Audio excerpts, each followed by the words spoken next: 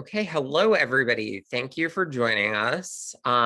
If you can and are able to and feel comfortable doing so, please have your camera on. It helps us get to know you a little bit.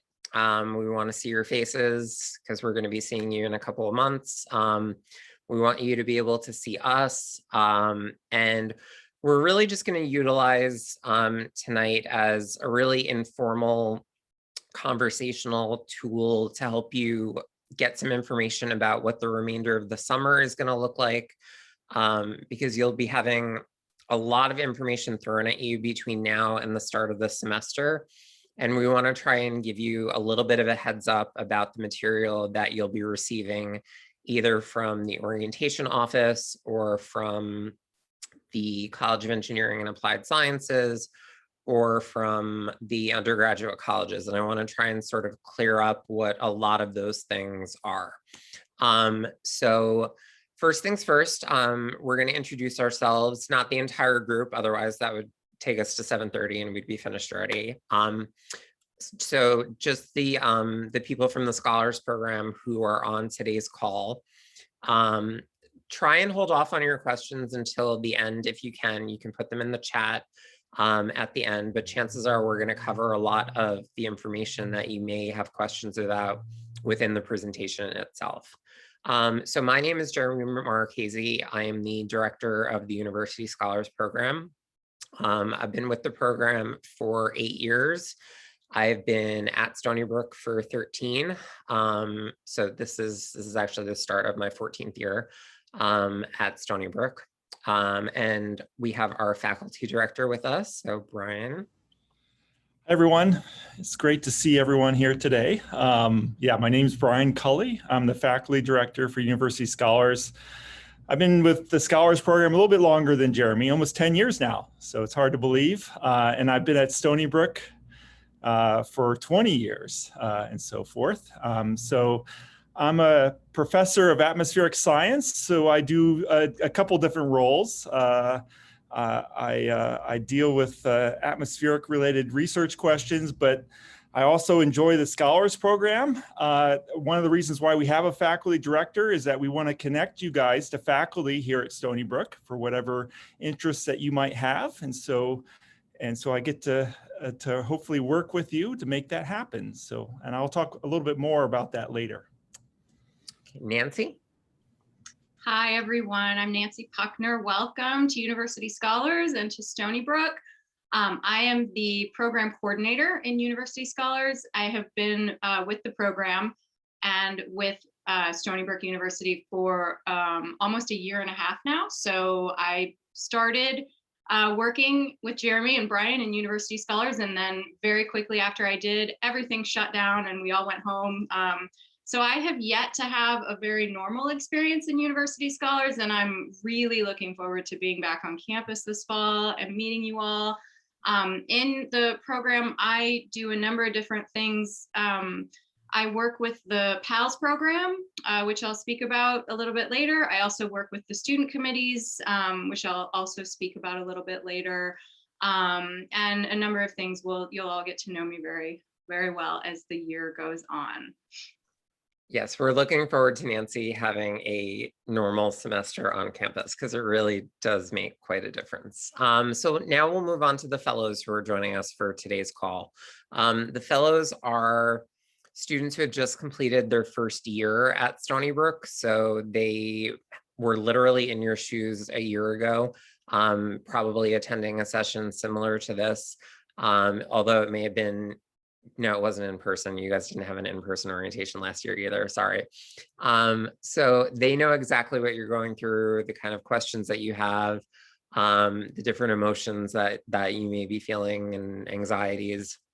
And then they will be the teaching assistants in your Scholars 101 class. And I'm going to talk about that class a little bit later. But this is just an opportunity for you to get to hear from some of them. And many of you on this call will have at least one of them as your fellow in your class. So Erica, do you want to start? Hi guys, my name is Erica Moon and I am a student majoring in economics and I'm excited to meet you all. Valerie. Hey everyone, welcome to the Scholars Program. I'm Valerie Thomas. I'm from Seaford, Long Island, so I'm about an hour away from campus. I'm a psychology major, and in the future with my career, I'd love to be an elementary school psychologist. Maya? Hi everyone, I'm Maya. I'm majoring in biology, possibly with a minor in music. I'm from Long Island and I am planning to be a physician, not sure what specialty yet, but that's the dream. And I'm very much looking forward to meeting some of you in person. Ashley? Hi everyone, my name is Ashley and I'm currently a biomedical engineering major in the pre-med track, and I hope to be a dermatologist when I grow up. Not too sure, but I don't know. But yeah, I'm also from Long Island, so commuter. Okay, Christina? Hi guys, my name is Christina. I'm majoring in international relations and minoring in history, and I am from Slovakia, but I've lived in New York City for the past 4 years. And in the future, I'm exploring a bunch of different career paths, I guess, right now, but I would potentially like to work for the UN or work for a nonprofit or an NGO or work as a university professor. So yeah, I'm looking forward to seeing you guys in person in the fall. And Jordan? I don't see you on my screen, but I know you're there. You are. There you go. Hi guys, I'm Jordan. I am a political science and linguistics major from Smithtown, New York, so not too far from campus, and I'm looking to be an immigration lawyer in the future, and I'm very excited to meet you all soon. Excellent. So that's just a small sampling of the fellows. We have 17 of them. So they will be the teaching assistants in your one-on-one classes, as I mentioned before. I want to talk a little bit about the benefits of the University Scholars Program. It's the largest of the 3 honors programs that we have on campus at Stony Brook. There's the Honors College, there's WISE, which is Women in Science and Engineering, and then there's the University Scholars Program. We take approximately 250 freshmen every fall. This year, our number was a little bit lower, which is kind of what we're expecting with everything that has been going on over the last year or so. So we have just over 200 students, which we're actually looking a little bit more forward to because it gives us more of an opportunity to connect with you guys on an individualized and personalized basis more, which is what this program is really all about. It's a way of forming a smaller community within a very large university setting. So you're taking thousands of incoming freshmen. I think it's about just under 4,000 freshmen that are coming into the university this fall. And you guys are going to be in a smaller subset of around 200 students. So you'll be really with the University Scholars Program for all 4 years that you're with us at the university. If you graduate in a shorter time than that, which a lot of our students end up doing, we are your advisors throughout your entire time here. I do want to make one clarification because I know there has been a little bit of confusion about this from the emails that have been coming out from the College of Engineering and Applied Sciences. So any student who is majoring in any of the CEAS majors, that includes anything like applied math and statistics, biomedical engineering, civil engineering, chemical and molecular engineering, anything like that, you're under the College of Engineering and Applied Science umbrella. There are several different colleges on campus. There's the College of Arts and Sciences, the College of Engineering and Applied Sciences, the School of Marine and Atmospheric Sciences, the College of Business, School of Health Technology and Management, and did I leave one out? School of Journalism. And those are the different colleges. That also becomes very confusing when you are then talking about the undergraduate colleges. So every incoming freshman is assigned to an undergraduate college. It has been completely revamped for this upcoming academic year. So they're doing it in a completely different way than they've done it before. There used to be 6 colleges, now there are 3. This sort of works to our advantage a little bit more because that means that instead of having all of our residential students spread out among 6 different residential areas within the campus setting, now you're only in 3. And in those 3, there's one building that is designated for incoming university scholars. So residential students will be living in that building within the residential community that they're assigned to based on the undergraduate college assignment that they received. The undergraduate colleges really have nothing to do with your experience at Stony Brook whatsoever, except for dictating where you'll be living on campus if you're a residential student, or how they're breaking you up in terms of how they want students to do the different orientation modules or different activities during welcome week, the week before the semester begins. Other than that, the undergraduate colleges do not play a role in your experience at Stony Brook. You're just following the University Scholars guidelines and our policies and regulations. If you're a commuter student, you are also assigned to an undergraduate college. Again, there's really going to be no emphasis on that at all for commuter students. It's just going to be following the scholars requirements. You do get some perks for being with us. As you guys saw, you got priority housing registration. So you guys were able to select your rooms and roommates before the other incoming students. So your date was earlier, so your selection was earlier. Starting in the spring semester, you get priority registration. And I want to make it clear what that means, because some students get very confused and think that when we say priority registration, that means that you register before everybody else at the university. That is not the case. Priority registration is within your class year. So depending upon the number of credits that you're coming into the university with, and those can be AP credits or transfer credits that you're coming in with, however many credits you have when you're coming in and however many credits you're enrolled in the fall semester, they combine those together, and whatever number of credits that comes to, that will dictate what class standing you're at. So we have several first-year students who come into University Scholars who are already at junior standing based on the number of credits that they have, either through APs that they've taken or transfer courses that they've taken at other institutions. We've had a few students who've come in as freshmen who are already at U4 standing, meaning that they already have more than 85 credits. So that's a lot. If you don't have that, don't worry, that's not the norm. But the majority of our students come in and will be registering for the spring semester as U2 students. I'd say about 85 to 90% of our first year students have U2 standing by the time registration comes around.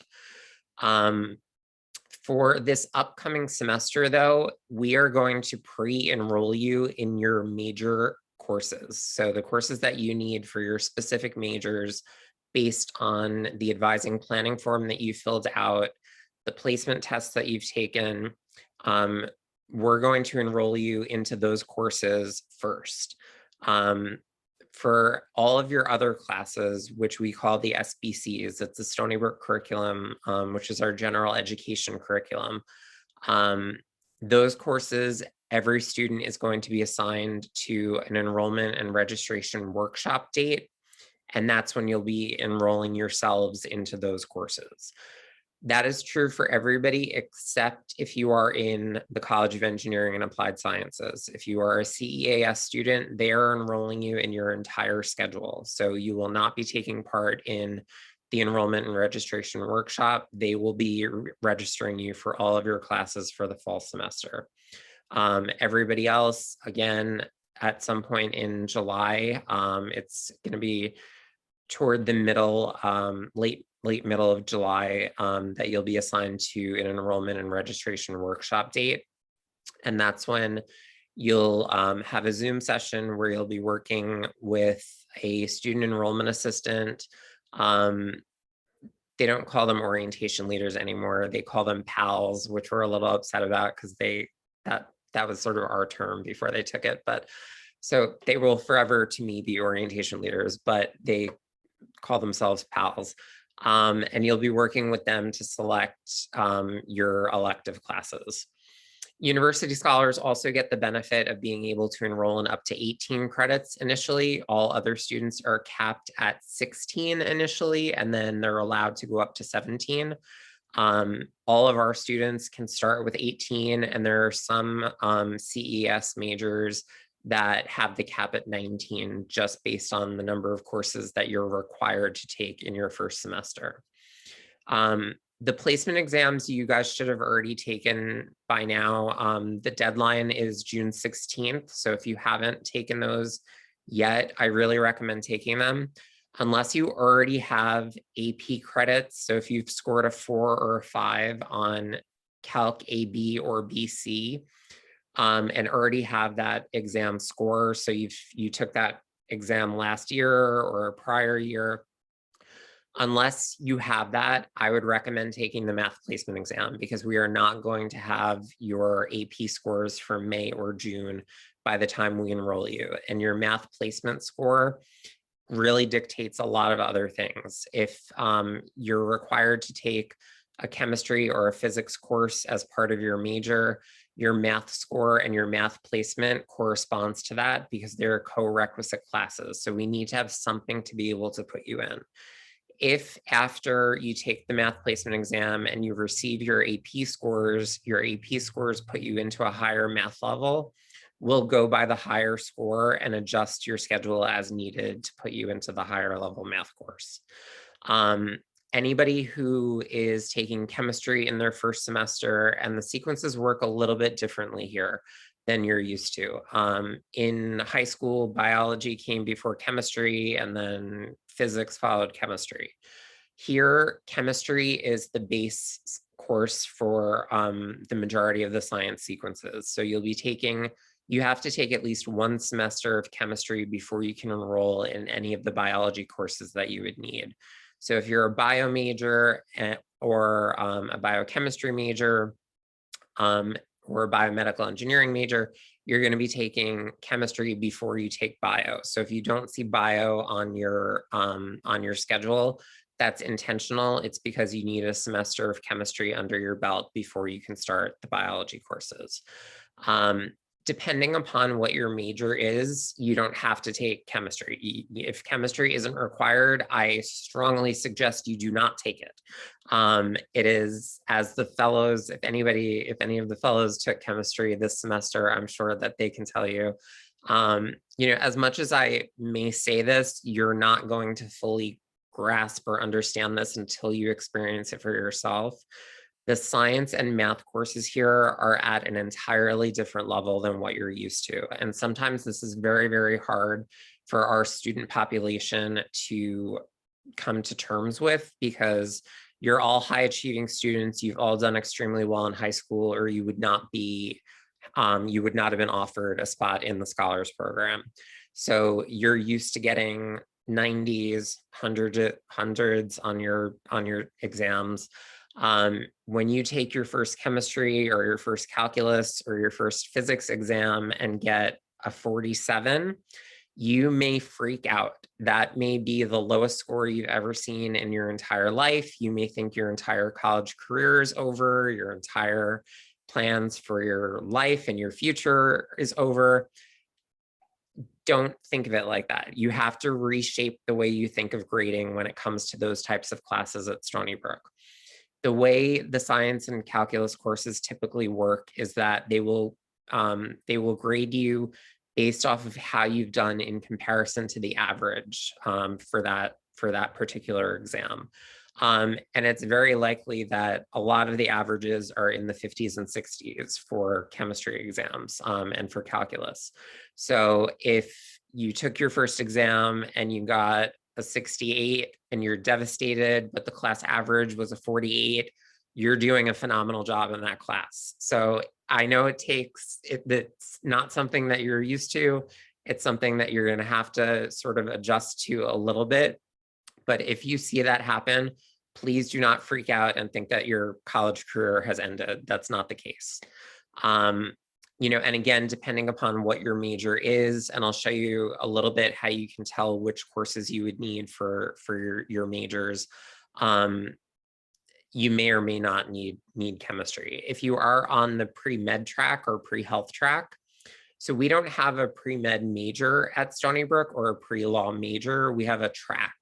So you'll still be taking all of the required courses that we typically recommend for all students who are going to be applying to medical school, veterinary school, PA programs, anything like that. We have a list of courses that we recommend that you take. We were just notified earlier this year that AMCAS, which is sort of responsible for all medical schools everywhere, is doing away with the required classes and is now just terming them strongly recommended. We're still kind of going to advise you, as these classes are necessary in order for you to be successful, because you're still going to need to take the MCAT. And these are the types of classes that are going to prepare you best to do well on that exam. So while it may be strongly recommended, we're going to tell you to take it. You can major in anything that you want and still be on a pre-health track. We have a lot of students that do that. They're English majors, but are also pre-med. We actually sort of recommend that for students who are looking to go on to medical school or a health science profession after that, because medical schools and healthcare profession schools are getting a little bit tired of the generic bio pre-med student. They want to see something that's going to set you apart, because you're going to be going against thousands of other applicants who are also biology majors that took the same courses as you. So even if you are a bio major, we would recommend that you pick up a minor in a field that's outside of the STEM areas, just to give yourself a little bit more of a leg up on the competition when you're applying to med school. We are not a science-only school. That is another myth that I want to dispel right now. We have very strong programs in the arts and humanities. We have a strong College of Business. We have a very strong music program here. One of the most difficult combinations that we have are for students who are music majors who are also pre-med.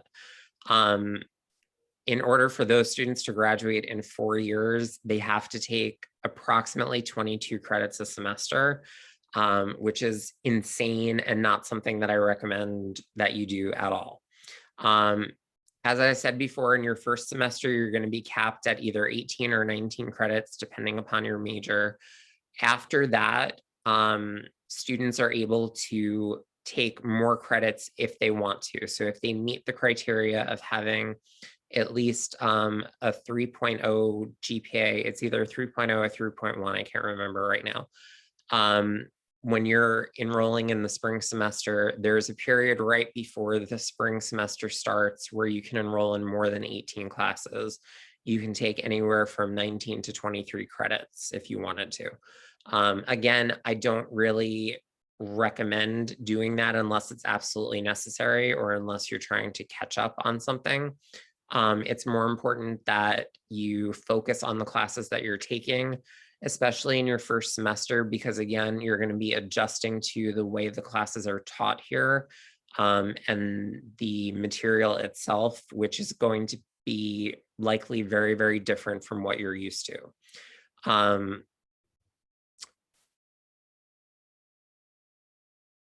Oh, no, so there's a question, is the 22 credits per semester to graduate earlier for? No, that was just an example of a student who was a music major who was also on the pre-med track, and they needed to take that many credits in order to graduate in 4 years. That wasn't even to graduate early, that was just to graduate on time. Yes, we are recording this also. So if there's anything that you miss or want to go back and look at again, we'll be emailing this out and sending a link next week that you can take a look at it.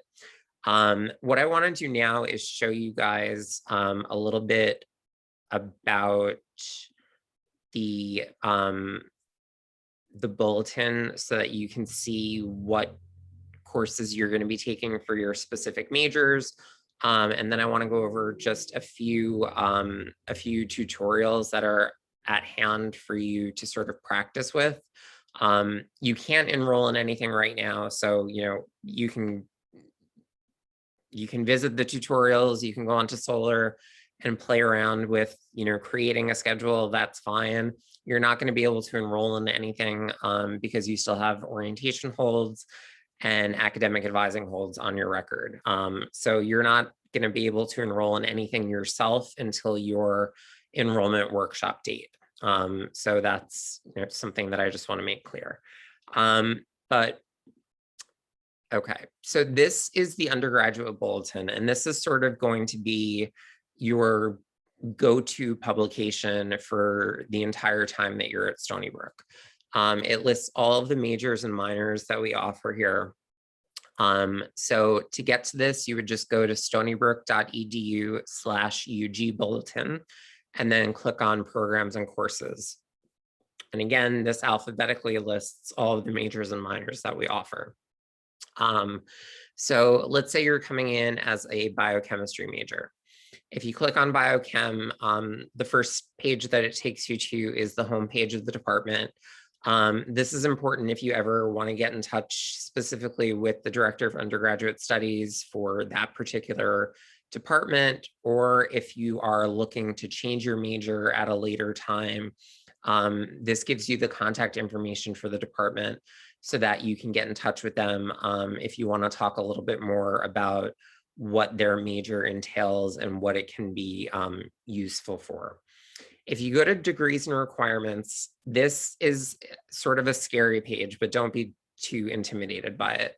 This is basically just listing out all of the requirements for the major, but it's doing it in list form. So it's telling you everything that you would need to take to graduate with that degree. The easier way to look at it is to go to the sample course sequence. This breaks down the courses that you should be taking semester by semester in order to graduate on time. I want to stress though that this is the recommended sequence. It's not necessarily the mandatory sequence. So a lot of you may have placed out of some of these classes already based on either your math placement exam score or any APs or transfer credits. Since Stony Brook went test optional this year, if you don't have an SAT or an ACT score and don't have AP English Lit or English Language and Composition, you will have to take the writing placement exam for them to determine which writing course you go into. If you have an SAT score, a CCRW score of 1050 or higher, or if you have a high enough ACT score, you'll waive out of Writing 101 and go directly into Writing 102. If you have a 3, 4, or a 5 on AP Lit or AP Language and Composition, again, you'll waive out of Writing 101 and go directly to Writing 102. Writing 102 is a course that you must take at Stony Brook once you matriculate here. This is not a course that you can transfer in after you begin your time here at Stony Brook. The only way you can have Writing 102 satisfied is if you are already coming in as a freshman with an equivalent transfer course that is the equivalent to our Writing 102 class here. If you do not have that, you must take Writing 102 at Stony Brook, and that can either be during your first semester. You can wait until the second semester if you want to.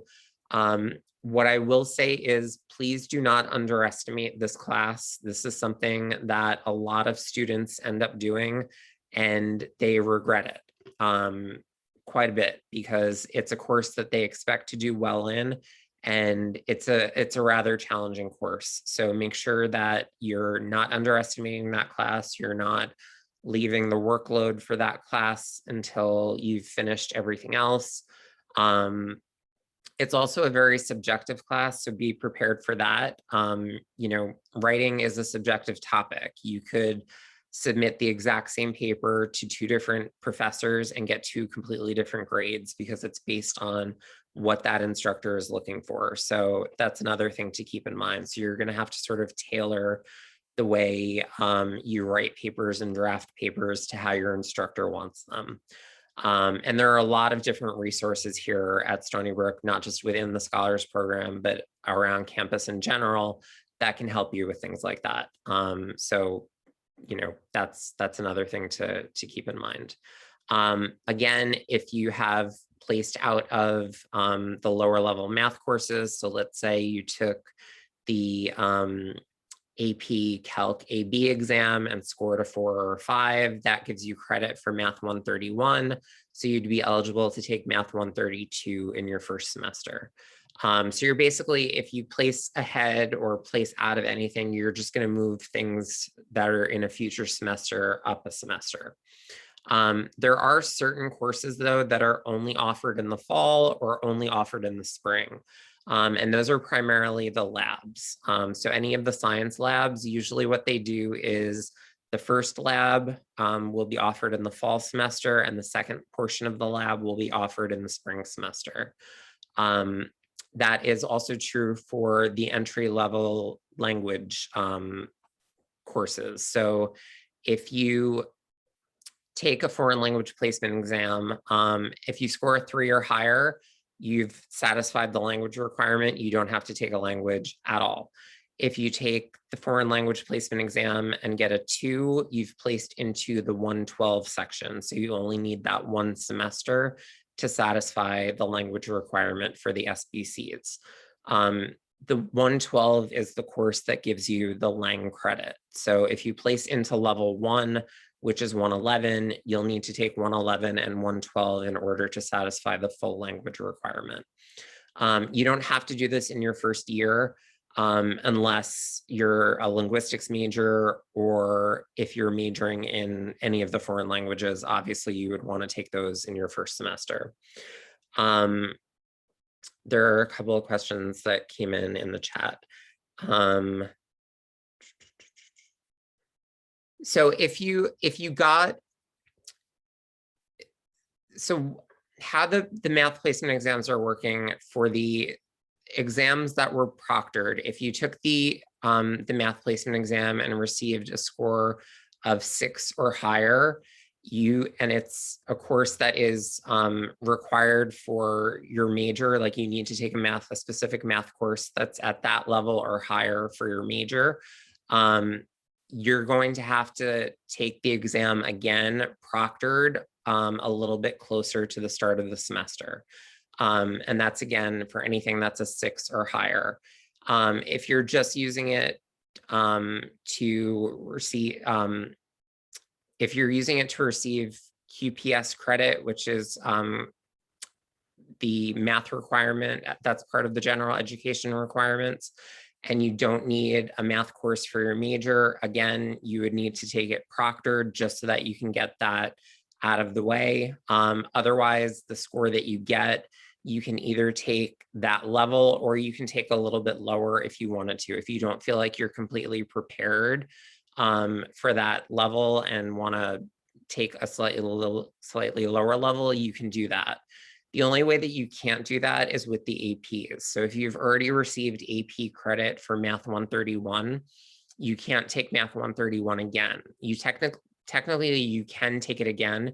You're just not going to receive credit for it a second time. So in essence, you're enrolling yourself in a 4-credit class that you're not receiving credits for because you already have the credits from the AP.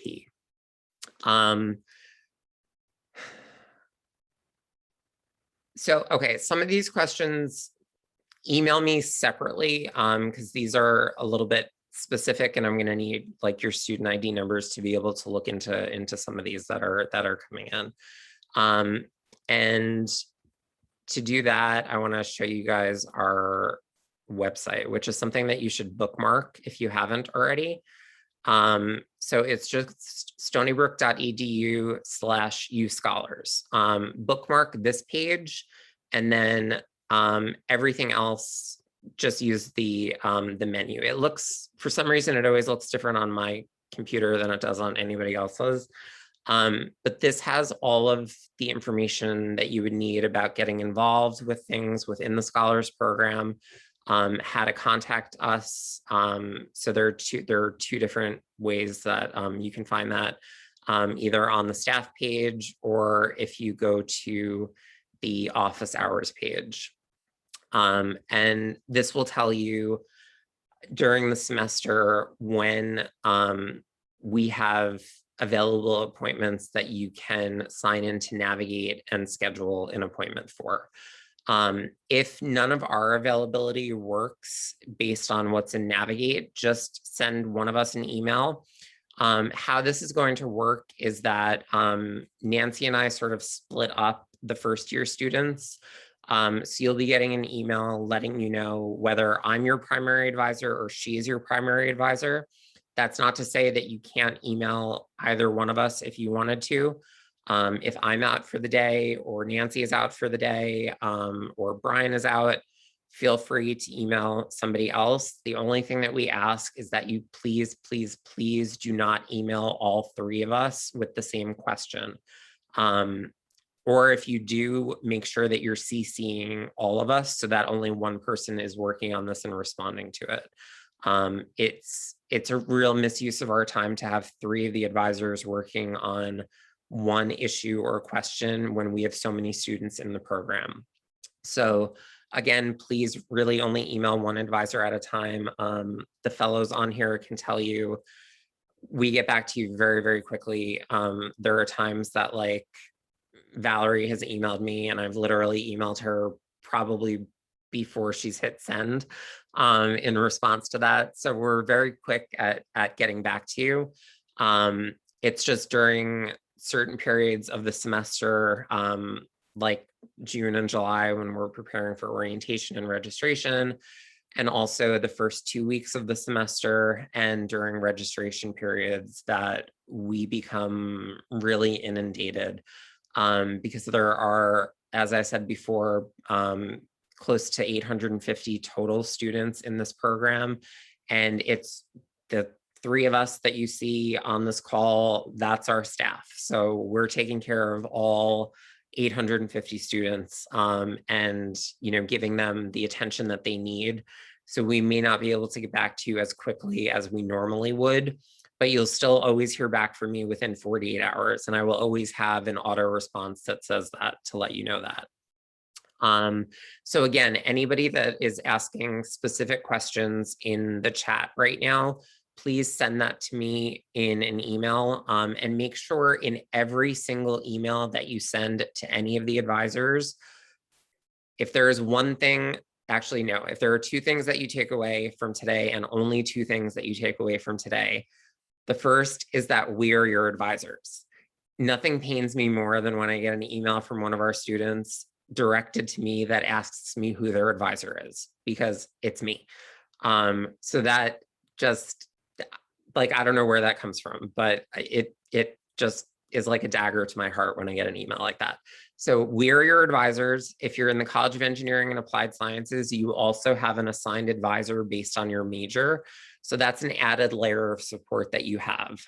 We also advise the engineering students, especially in the first 2 years. It's really junior and senior year that will start to tell engineering majors that they should really be meeting at least once a semester with their major advisor, because things get very nuanced and complicated in terms of the sequencing for those specific majors within CEAS.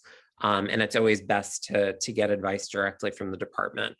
For us, we can always talk to you about the general graduation requirements, the SBCs, the careers that you're planning on pursuing. If you need help with your resume, if you need help, finding research opportunities, if you are looking for ways to connect with faculty, definitely email Dr. Cully. He's a tremendous help with that. So again, there's a question about advising holds on solar. As I mentioned earlier, those are remaining on, so you are not doing anything with those. Those are staying on. For those of you that may have joined us a little bit later, we are pre-enrolling you in your major courses once you have the necessary placement exams finished. We're going to start doing that on a rolling basis. So the sooner you get those things taken care of, the earlier and the higher up you'll be on the spreadsheet in terms of us being able to actually enroll you into the classes. But we're not going to start doing that until after the June 16th deadline.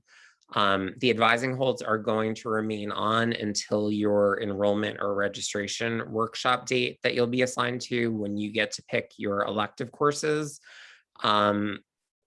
But as I mentioned before, the College of Engineering and Applied Sciences is also enrolling all of their students into those classes as well. So you will not be registering for those classes either. So that hold will remain on your record until the semester starts. Okay. So again, this is how you can find all of our contact information on the website. So if you go to staff, it has all of our email addresses here. And that's really the best way to contact us, especially since right now we're still sort of shifting our time between being in the office and working from home. Starting August 1st, we're all going to be back on campus 5 days a week. So at that point, we'll all be working from the office all 5 days during the week. But for right now, the majority of us are still splitting our time between the office and home. So if my dog pops into the screen at any point, just, either wave or whatever. He likes attention. So the classes, there's a question about the length of the classes. So depending upon the class itself and the day and time, the classes can vary in terms of length. Your Scholars 101 class meets once a week for 55 minutes. So again, it's, one of the requirements to remain in this program is to successfully pass your Scholars 101 and 102 class.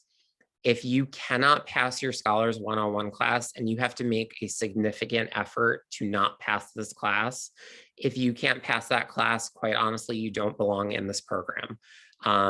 And if you receive a U, you're automatically removed from the program. You are not eligible to return to the program. For the 102 classes, you need to get a C or higher in those classes. Those again meet once a week, either for 55 minutes for the full semester or for an hour and 20 minutes for the first 10 weeks of the semester. And Brian's going to talk to you a little bit more about the 102s and the types of topics that we cover and things like that. Typically, the classes that are offered on Monday, Wednesday, and Friday have the same meeting pattern in terms of length. And the same goes for classes that are offered on Tuesdays and Thursdays.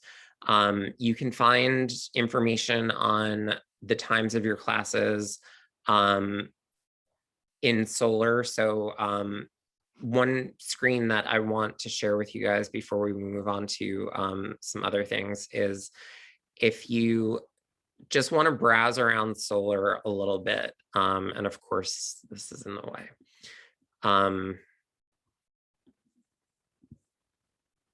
Sorry, I'm trying to get all of this out of the way.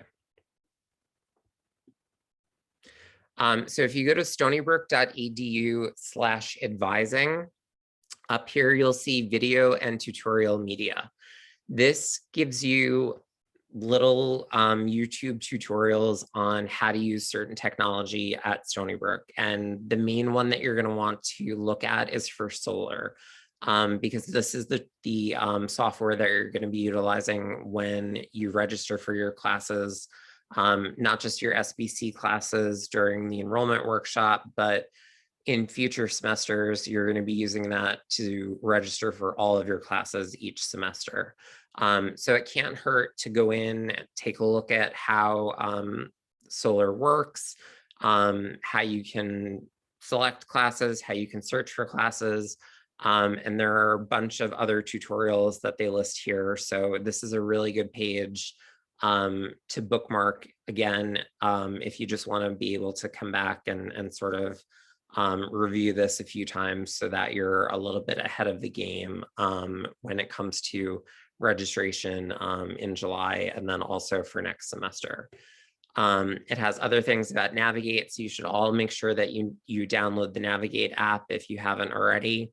That should have been part of the orientation checklist that you guys got, or at least the orientation information that you received.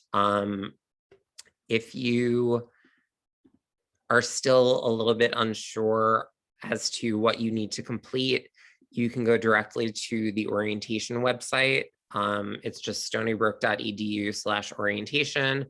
And then if you scroll down under orientation dates and click on first year, this gives you, again, don't pay attention to the undergraduate college stuff. It will just unnecessarily confuse you. Just go down through the checklist and make sure that you've completed everything that's on here.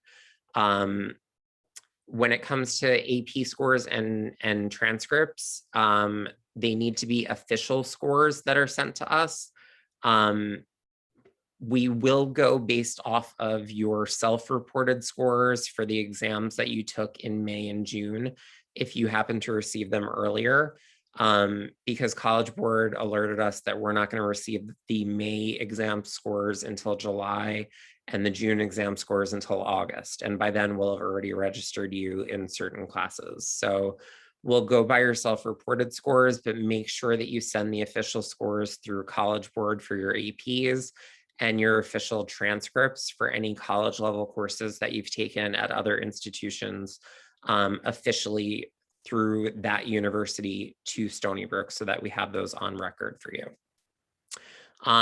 With that, I am going to turn it over to Brian to talk a little bit about the 102 course that you guys are going to be taking in the spring semester, and why we have it and the importance of the course itself. So Brian, take it away. Sure. Yeah, so yeah, one of the courses you're going to be taking your freshman year is the 102s, which is in the spring semester. It's a 1-credit class. As I mentioned earlier, one of my roles is to connect you guys with faculty members. And when you come to Stony Brook, this can be challenging because many of your classes that you'll be taking for your major are relatively large. You know, it could be a couple hundred, a few hundred students in that class. And it can be rather daunting in some respects to connect with a faculty member in such a large class. Although in the 101 class in the fall, we'll talk about strategies and how to do that, you know, where you can make a connection with a faculty member. And I bet that many of you have good connections with your high school teachers, or at least some of them, right? Where you are very, you work together, or you have projects and so forth. We want the same sort of relationship with a faculty member here at Stony Brook. But it can be challenging, not only because of class size, but just like probably in high school, some faculty are more approachable than other faculty. And so there are strategies to do that. And so we have this 102 class, which is a seminar class, 1 credit, in which a faculty member here at Stony Brook teaches a topic of interest that you'll be choosing from. They'll be on the order of 15 sections or topics for you to pick. It's a relatively small class, which is why I was emphasizing before we want to connect you with a faculty member. So it'll be less than 20 students in that class. And these are topics of interest, usually hot topics of the day. I was just looking through the list from last semester and so forth, but really interesting topics like innovators under 35 years old, following the news, a topic just called uncertainty, scientific explorations on a frozen continent. And on all different disciplines, global environmental history, looking at modern art, if you're into the arts. So a whole range of interesting topics. And so the idea is that you're in a small class with a faculty member such as myself. The class is different than most of your other lecture-based classes. Usually these 102 classes are a lot more discussion-based. The faculty member or professor will introduce a topic, and there'll be activities and discussion around that topic, and usually less work than a typical class. And it's usually more fun. I usually enjoy teaching my section because we can talk about things that you usually don't talk about in a typical classroom lecture setting and get everyone's opinion on and stuff. There's a lot of group work. You learn how to give presentations and all the important stuff that you need to do here to succeed here at Stony Brook and so forth. So at the end of that semester, basically you already have a faculty contact. You already have a faculty member in a small class that you should feel comfortable with. He or she will be telling you strategies how to connect with other faculty members, and maybe it's a topic of your interest that you can take additional classes on, or even minor and so forth. And so I think you'll find it as a very, very useful class. And so next year, if you have any questions on that, yeah, please let me know. Yeah, and what Brian said is absolutely true. We've had students who've actually changed their major based on the 102 class that they took because they found it so interesting. It's also really important, as Brian was saying, to start building connections with faculty early on in your undergraduate career, because at some point you're going to be applying to either graduate schools, professional schools, medical schools, and you're going to need letters of recommendation. And the strongest letters of recommendation that you can receive are going to be from people who can speak not just about your academics, but about your personal characteristics, and give a little bit more of an individualized and personal feel to the letter. So if you ask a faculty member whose class you took sophomore year and you haven't spoken to them again and didn't really get to know them during the class, you just took the class with them, and now it's second semester of your junior year and you need a letter of recommendation for medical school, they're either going to tell you that they're not able to provide one for you, or their letter is going to be extremely generic and not be of any help to you. It's just going to say, so-and-so was in my Bio 202 class and received a B+. And a letter like that is not going to help you get into medical school. So we encourage connecting with faculty, either staying after class. We definitely encourage you to go to their office hours. All faculty have office hours. Students, for some reason, are a little bit intimidated to go to office hours, but faculty are almost like begging the students to go there. Like they'll sit in their office and just like pray that a student comes in, and then nobody comes to see them, and then they're sad. And nothing is worse than a sad faculty member. So go and talk to them. It doesn't necessarily have to be about a topic in class. It can be about how they got into that particular field, why it interested them. You'll find that faculty are not shy when it comes to talking about their fields and why they got into them and what prompted them to pursue them. But making those connections is really important, and it's something that we really stress in the scholars community. We also want you making the effort to make connections with us, because again, we will provide letters of recommendation. I get asked for at least 22 letters every year for medical school, which is a lot.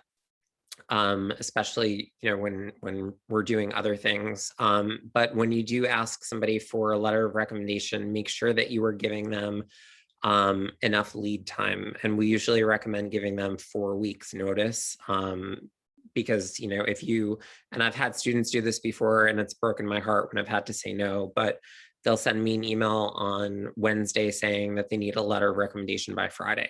It's not going to happen. So the sooner that you can make them aware of it, the better. I want the fellows to talk about their experience a little bit with the Scholars Program, and particularly with the advising component of it.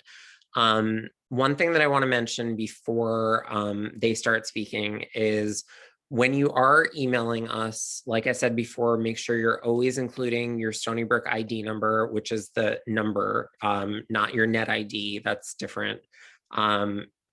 These things you'll get used to them. They're confusing at first between what's a net ID and what's your solar ID. Your ID number is the actual numerical I think it's 9 digits, 9 digits. So always include that in your email. It makes it much easier for us to just be able to pull up your file and answer your question right away, instead of having to respond to your email and ask for your ID number and delaying the process like that. Also, it's always good practice. Make sure that you're formatting your emails correctly. Start with a proper greeting.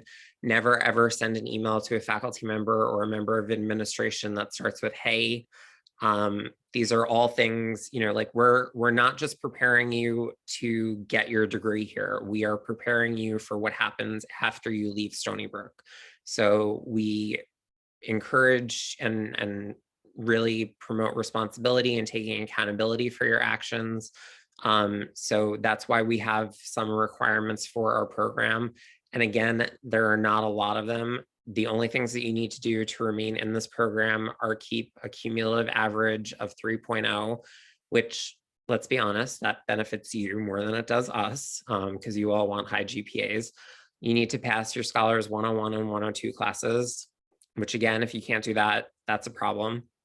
You need to not be found responsible for academic dishonesty. This is an issue, and we do lose a student or two every year to this. And we don't qualify what the academic judiciary findings are. So it can be, you know, whether it's an issue of plagiarism or using somebody else's clicker in a class, we don't differentiate between the two. If there is a finding of responsibility, you're unfortunately removed from the program and you're not able to get back in. If your GPA does drop below a 3.0, you're removed from the program for the subsequent semester. So the designation will come off your transcript for that semester. All you need to do is, once your GPA gets back up over the 3, is send me an email to let me know that. And we can have the designation put back on for the next semester coming up. You can only lose your designation twice, though, before you're out of the program permanently, because we don't want people going in and out all the time. We have had in the past an event requirement. We're still a little bit unsure how this is going to work, or if we're still going to implement it for this coming semester. For the entire last year, starting last spring, we have waived the requirement, obviously, because we haven't been on campus. We've still been hosting events through Zoom that students are able to watch and participate in. But in terms of in-person events, we're not entirely sure how that's going to work in terms of crowds and things like that. So we're not going to have an answer to that until we get closer to the start of the semester. But if we do end up re-implementing the event requirement, where freshmen normally have to go to 2 events each semester of their first year, it would only be 1 if we do re-implement it for the fall. But again, that's still up in the air. And the reason that we have these events, and we want you to really look at the events that we put on. So, you know, in your spare time, take a look at our website again and look at the past events that we've held, because we intentionally put on events that will help you toward your future career. So we have like a medical school panel every spring where we have graduates of the Scholars Program who are currently in medical school or starting their residencies come back and talk to the current students about what medical school is like, what the application process is like. We had our first alumni panel this past semester for students to talk about other fields like the legal field, publication, computer software, programming, things like that. So we want you to be intentional about the events that you pick, because they can be really helpful to you in terms of learning something new about a field that you're interested in or intend to pursue. There's one question that somebody is asking before I get to the fellows, and that's, what is the main difference between the Honors College and the Scholars Program? So first of all, it's the Honors College. We're all programs, but it's Honors College, University Scholars, and WISE. The Honors College and WISE have their own curriculum that students have to follow where we don't. So there's more flexibility with us in terms of what you can take and when. The only course requirement, aside from the 101 and the 102, but all freshmen have that requirement, even in their undergraduate college, they have to take a 101 and a 102. The only additional curricular requirement we have is in the Stony Brook curriculum or our general education curriculum. There's one area where students get to choose 3 out of the 4 categories that are listed there. And one of the categories is EXP Plus, which is experiential learning. As a university scholar, that is one of the 3 that you must pick and you must satisfy. This program emphasizes out of classroom education and learning by doing things outside of class. So internships, research, becoming a fellow, becoming a peer assistant leader, which Nancy's going to talk about in a few minutes, becoming a tutor at the Academic Success and Tutoring Center, participating in study abroad. Those are all different ways that you can get EXP Plus credit. And again, that's something that we really push and that differentiates us from the other 2 honors programs, is that we place more of an emphasis on helping students develop as leaders and engaged members of the community, not just the Stony Brook community, but their own community and the world community. So, okay, time for the fellows to talk. So fellows, let's hear what your impressions of Scholars and Stony Brook has been in your first year. I know this was not a typical year for any of you. And again, our hearts break for that. But just share some of your thoughts and some of your views and little tidbits that you think can help the incoming students. So we'll go backwards this time. So Jordan, you want to go first? Sure. Can you hear me? My internet's a little. I can hear you. Okay. I'm sure everyone will probably say like similar things. I'd say just general advice, you said, Jeremy? Yeah, or just anything that you want to talk about with the Scholars Program that you liked, or whatever you want. Okay. Totally up to you, Jordan. I would say the Scholars Program is probably the best part, at least for me, about being in Stony Brook for this past year, especially with everything online. And I'm sure all of you guys know how that was, because you guys probably had online classes for a lot of your senior year. But it was really nice because generally at a big school, and especially online, it was really nice to have like a small group of kids that you could get to know. Now, I was lucky enough to have my Scholars 102 class in person.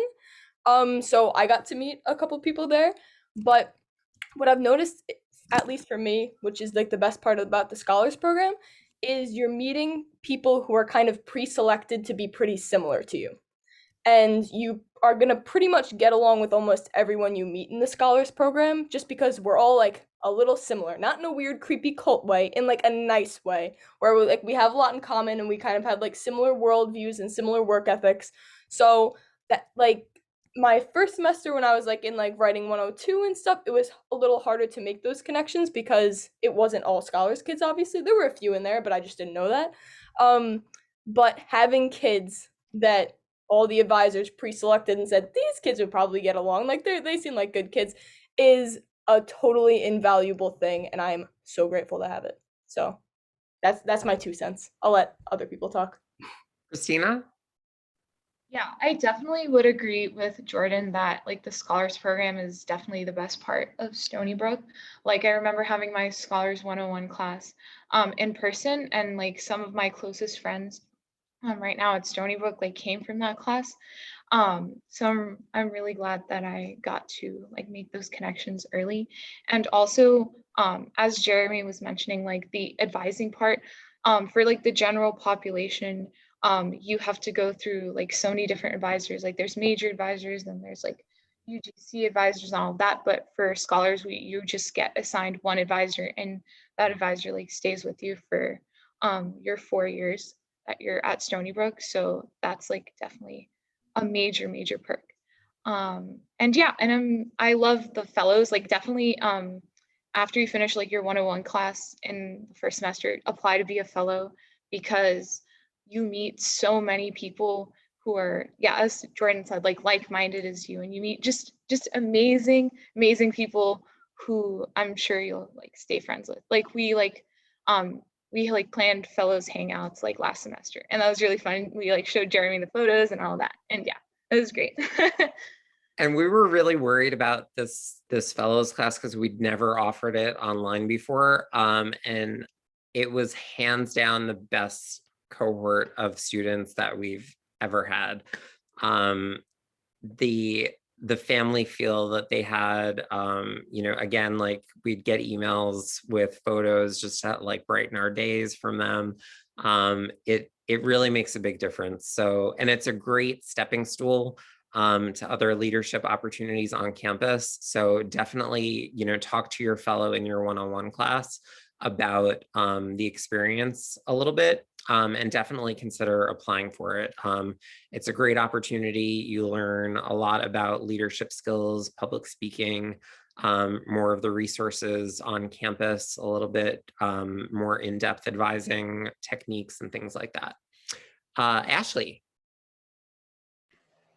Hi everyone. So I love it at Scholars. I just gotta say, it was probably just the beacon of light throughout my transition here because I had a very, very tough first semester. I didn't know what to expect at all. I was not ready. And I just had this little moment during my one-on-one class for just once a week, 55 minutes, where I just got to chill and experience just these kids that are so friendly and welcoming and nice. And I had Jeremy as my teacher. So I was super, it just felt so welcoming. I was really happy to be a part of such a small, tight-knit community that valued education in a way that I didn't experience in high school. So I was super happy to be here. But to talk about advising and stuff like that, it's so easy. I always hear from friends who aren't in Scholars how difficult it is to get important information from advising information, just general information about the university in general. It's just so easy in the emails that you send out, Jeremy, all the stuff I get. I have the little Navigate app, and it's so easy to schedule an advising session and to talk to everyone. Just incredibly comfortable here.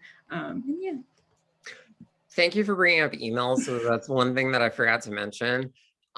Please read the emails that I send out. I don't bombard students with emails. I know that you get a lot of them from the university, but if I send you something, please read it in its entirety. It usually has something to do with an approaching academic deadline, or something else that's very important. Even if it doesn't apply to you, you've wasted 5 minutes of your life reading it. You've wasted more time binging on Netflix things than that. So just please read them. Most of the information that you need, I will always be sending out emails when there's like the major minor declaration period, when that goes on, when registration is about to begin, when you should start making appointments for registration. Just please read them. Nothing infuriates me more than when I get a reply to the email that I sent with a question that's answered in the email that they're replying to. And again, some of them are lengthy, but it's 5 minutes of your life. You're honor students, you can handle it. Maya. Hello. So as everyone has said, I love that the Scholars Program is filled with like-minded people, similar values, strong work ethic, all that good stuff. It really made me love Stony Brook, and I was a little scared because Stony Brook is a big school, and I was afraid that I'm not going to get that kind of community vibe that I was getting in high school. So I was lucky enough to have Jeremy as my Scholars 101 instructor, and that definitely was part of the reason why I was inspired to become a fellow too. Just put yourself out there. I love the fellows program. We're kind of in the same boat as you, since we were the first semester to be fully online, so we're kind of just as new as to this as you are. So I'm very happy that you guys get to be in person for your Scholars 101 class. That's very exciting. In terms of advising, oh my God. I switched my major at the beginning of my first semester, which was such a headache. And Jeremy was so helpful. He made everything so clear to me. I was, panic emailing him all the time, and he really helped me through all of that. So really take advantage of advising. It's really great. And yeah. I think wasn't one of my replies to you, the first word was like breathe. Yeah, it might have been. I really needed that. Valerie. The Scholars program in general is just such a great program. Like it's such a community and like a family. It really is. And like it's not a competitive environment at all. Like everyone's really supportive of each other. And you guys also have the Scholars group chat now that we didn't even have. So you guys have even more of an opportunity to make connections than we did, and we still made really great connections.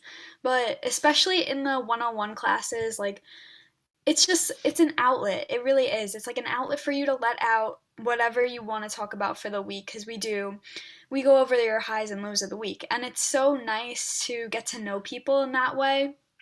And even continuing from that, like applying to become a fellow was like one of the best things I've ever done, because it was like making automatic friends, and all my classes were online or asynchronous or over 200 people. So it was hard for me to make friends, and I was really anxious about it. But as soon as I joined the fellows program, our group chat was blowing up, and like Christina said, like we arranged meetings. So it's really such a nice program, and everyone's here for you, especially Jeremy, Brian, and Nancy. They're always here for you. There's always open to answering your questions, as long as it wasn't already answered in an email. I'll still answer it. I'll just be a little bit snarky. But yeah, like definitely go to them for advising. It's such a great opportunity that there are advisors for all 4 years or however long you're gonna be here, because like they get to know you and they know your major. They know what you're gonna ask pretty much. Like they know you. And it's better than having to get to know someone over and over again. And they just want the best for you. So they just want us to succeed in our goals, and it's really nice. It's good. So one thing that I want to touch on that Valerie talked about, and this was something that I probably also should have mentioned when we were talking about the differences between the Honors College and University Scholars. In terms of competition, the differences are vast. The University Scholars want to help each other succeed. They're not competitive with one another. They don't see it as, if I help this person and they do better on an exam than I do, then I'm putting myself in a worse position. There is none of that in our program. Everybody wants to help everybody else succeed. We have students who volunteer their time to do course reviews for the classes that some of our students typically have the most difficulty with in their first year here. And they're literally volunteering their time on a weekly basis to go over material with students who are having difficulty. This is something that's separate from tutoring. It's them giving up their own time and just wanting to help. The Honors College, and I have to say, we get along with the Honors College extremely well. The director of the Honors College is one of my best friends, not just on campus, but personally as well. They're a little bit more competitive with one another, the students in that program. Whereas here, it's much more of a family feel. So I just wanted to emphasize that because Valerie brought that up. Erica, you're last. Here we go. Yeah, I mean, I don't have anything new to say, honestly, because everyone said it all, but I was fully remote for my first year and I was fully home. So I didn't really have like the same opportunities as other people on campus to like go out and just meet friends and new people. And so honestly, like being a part of Scholars really helped me with that, and just seeing familiar faces and the Scholars 101 classes and the Scholars 102 classes, like those are like honestly the highlights of each week that I had. And it like really allowed me to just kind of like relax for a little bit and like talk to like-minded individuals, as everyone had said. And also, I would honestly be lost without Jeremy's emails. They are helpful, they are important, and just as everyone has said, like advising Jeremy, or like my advisor is Jeremy, so he knows like everything, and I don't have to like repeat myself like over and over again, like for other like if I were not a part of University Scholars. So that's also been great. And everyone, it's nice to see like familiar faces whenever you're like in an SBC class or major classes and you're like, oh, there's another University Scholars. And so it's been great, honestly. And one other thing that's going to be different, I know there's always some hesitancy on the part of incoming students about the housing requirement that we have, where you have to live with the other scholars in your first year. It's very intentional that we do it like this, because this is, as all of the fellows here have said, it is a family. Our program is a family. We want to build a community environment. And the best way for us to do that is for you to be connected with other students who are in this program. So there have been students in the past who have, given us a very hard time about the housing requirement and the fact that they have to live in a specific building and can't pick a roommate that's outside of scholars, who end up becoming best friends with the people that they're rooming with, and they want to continue rooming with them for the remaining 3 years. And the housing requirement is only for your first year. After that, you can room with whoever you want. But what we've seen happen over and over and over again is that the students who end up living with someone that they were randomly paired with as another university scholar becomes one of their best friends, and they want to continue rooming with them. You guys had a little bit of an advantage this year because we did the group me, so you guys had an opportunity to at least try and connect with some other students beforehand. So that's something that we're probably going to do again, in the future moving forward, because that seemed to help a lot. And one other thing that Erica was talking about in terms of us getting to know you, for students who aren't in the Scholars Program, after their first year, they go to Academic and Transfer Advising Services for any of their advising questions. When they go in there, they can literally see a different advisor every single time they go for an advising appointment. You don't get to, select one individually. It's whoever is free at the time you show up. So you're potentially repeating your story, your situation 2, 3, 4 times. As Erica said, we get to know you. So when you come to see us, we know what your backstory is. We don't have to ask you 500, questions to get up to date before we can give you an answer. So again, it's not something that you're really going to notice unless you get removed from the program, which we hope does not happen, and then come back. But trust the other students who are on this call that it is something to take advantage of. Someone was asking how many students are in the program. It's around 850 right now. I have to do the final check tomorrow to see how many students that were supposed to graduate were cleared for graduation or not. Another layer of support that you guys have coming in, and you're going to get an email about this from me next week, is our Peer Assistant Leader Program, which is the PAL program. So I'm going to let Nancy talk about that and what that is. And she's also going to talk to you a little bit about the student committees and how you can get involved in those even as freshmen, during your first semester. So Nancy. Sure. Thanks, Jeremy.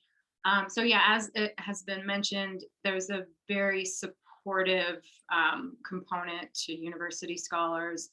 And one of the first ways that you can really experience that support is to sign up for the Peer Assistant Leader Program, the PAL program. And yes, we're the original PALs. You sign up as an incoming freshman, and you get paired with a university scholar who is either most most of the mentors in the PAL program are sophomores, but there are some juniors and seniors as well. So as a freshman, you get paired with a mentor who has already experienced their first year as a freshman, as a university scholar. We pair you up based on your majors, your career interests, and other interests as well, you know, if there are any hobbies or special activities. So you're paired with someone who's not only a university scholar and has that, you know, like-minded work ethic, but you're paired with someone who's in the same field as you as well, so they can help you sort of navigate the, you know, the process of moving through the major. But mostly it's a person that just helps you adjust to life at Stony Brook. This is a hugely successful part of the University Scholars Program. Most of the people who sign up to be a mentor in the PAL program are people who were in the PAL program as freshmen and had that mentoring when they were coming in. And, you know, that's one of the wonderful things about University Scholars is that you guys just keep paying it forward to one another. And that's really one of the things that keeps the program going in the wonderful way that it does. So, you know, I strongly encourage you to sign up for the Peer Assistant Leader Program. You'll be paired, as Jeremy said, the email will go out fairly soon. You can sign up for the program, you fill out a form about yourself.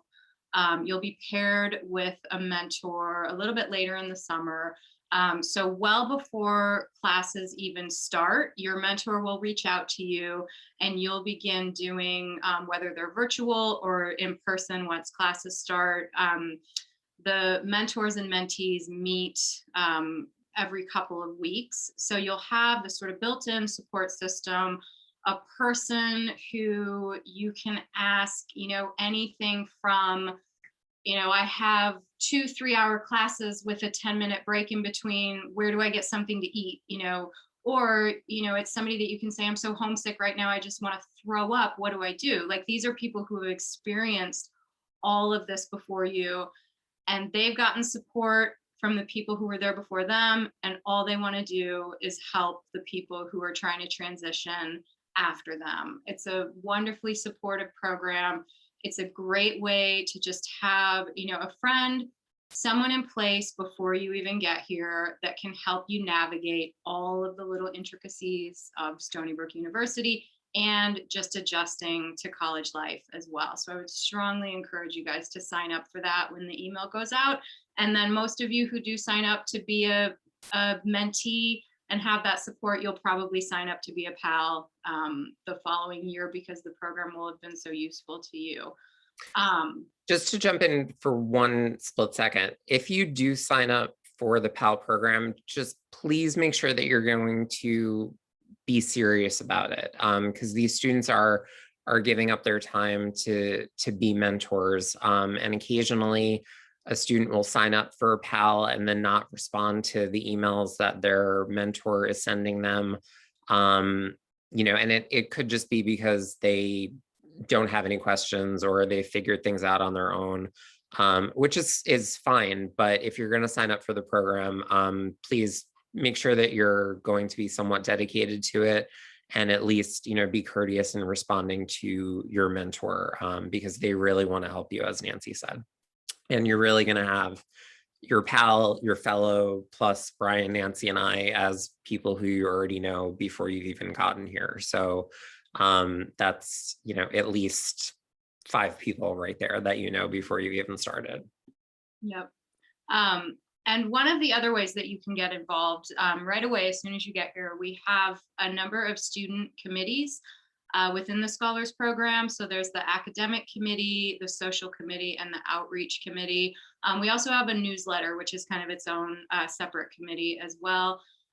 So the 3 committees, I work with them very closely, but they're co-chaired by students, by scholars. The entire committee is made up of scholars, and you as committee members organize events each semester. And a typical semester, each committee will usually host, you know, 1 or 2 events. Things have been a little bit off this past year, but we're excited to get things back to a little more regular schedule in the fall.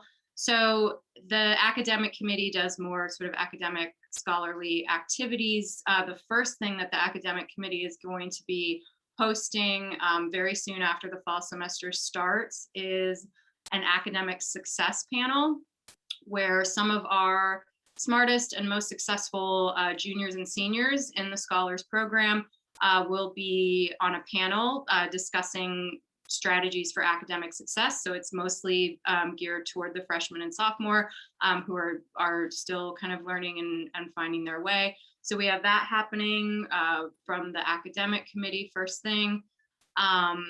The social committee really just does events where you guys can meet each other, have fun, blow off steam. We were very excited to have our first in-person on-campus event happen in April toward the end of the spring semester. They had a games day, like a field day on campus where everyone just got together and played cornhole or beanbag toss, soccer, frisbee, ladder ball, just a bunch of different games, hanging out, getting to know each other, spending time together. The social committee also has done some things, virtual things when we were kind of restricted in that way. I know they had an Among Us night and just some other ways for people to meet and get to know each other and have fun. And the outreach committee, you know, outreach is a huge part of the Scholars Program. So the outreach committee does things in a normal academic year when we're not restricted by COVID. They'll, you know, help out at soup kitchens or visit retirement communities. They too, you know, adapted really well to the virtual environment. And last year they put together a video for staff at the Stony Brook Hospital, which I'm probably going to get a little teary even talking about because it was one of the most beautiful things I've ever seen. But the Scholars Program is very serious about outreach.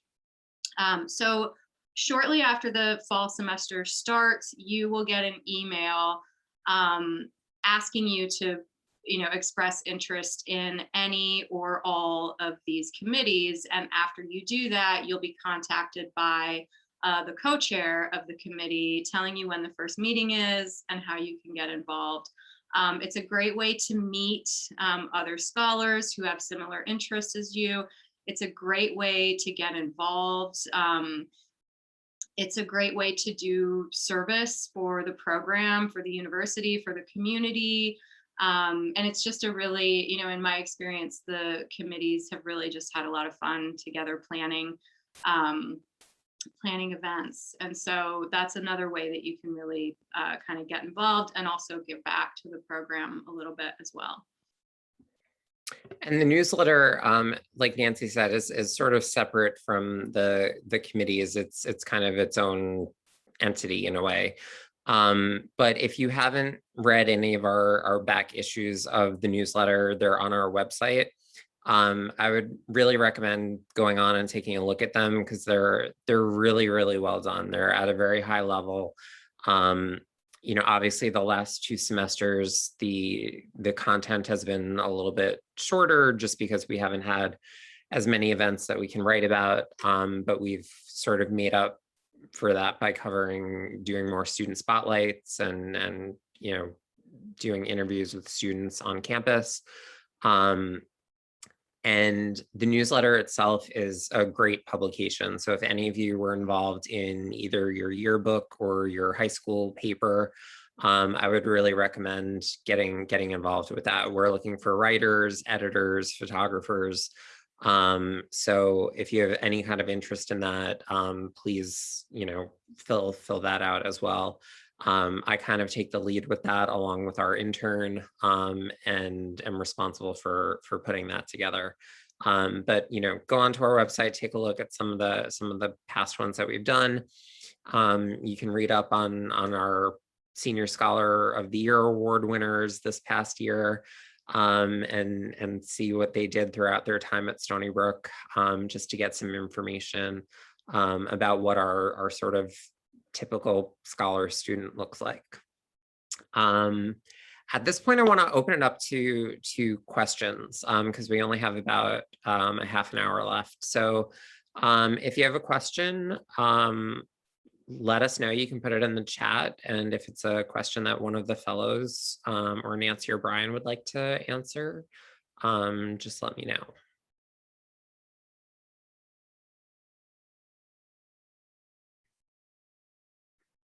Or if you don't feel like typing and you just want to, okay, so there's a question, how do you check if AP, SAT, college credits were received?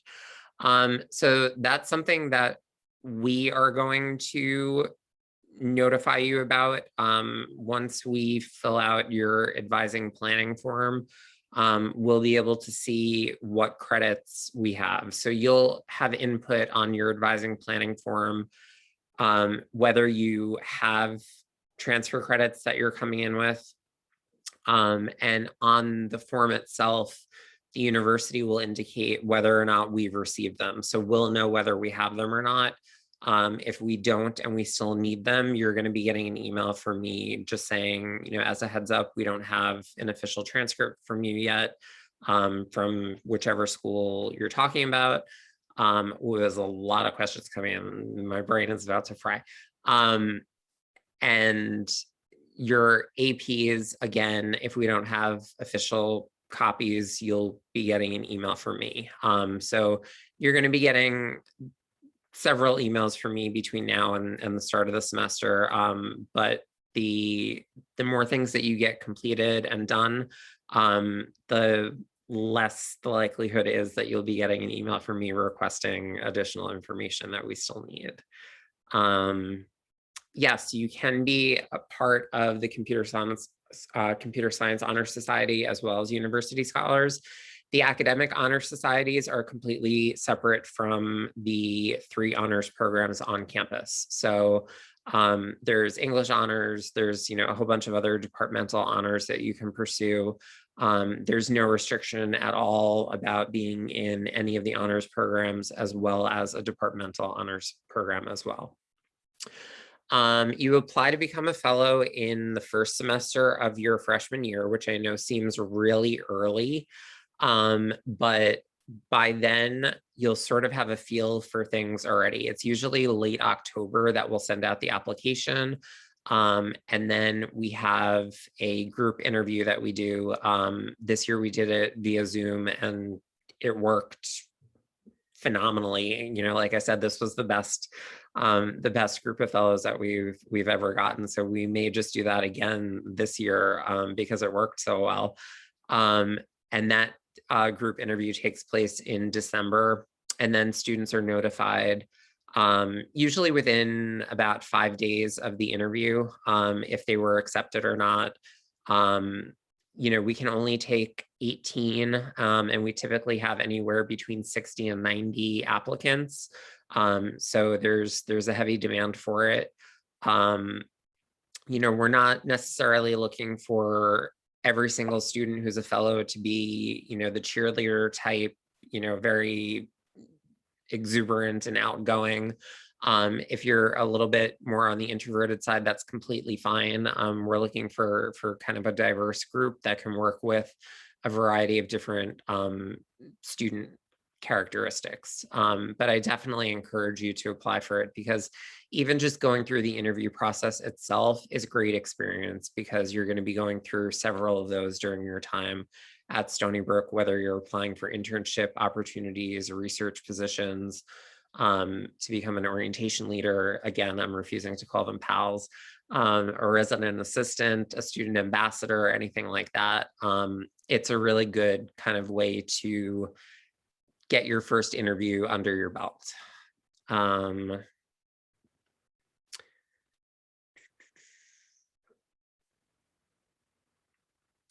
Okay, so can taking the math placement unproctored still count, or does it have to be proctored to be official?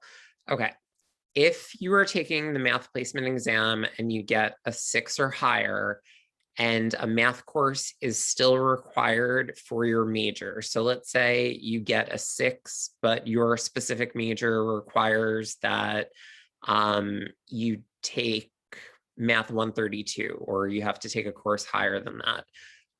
The unproctored one will count for you, and you can go directly into that course.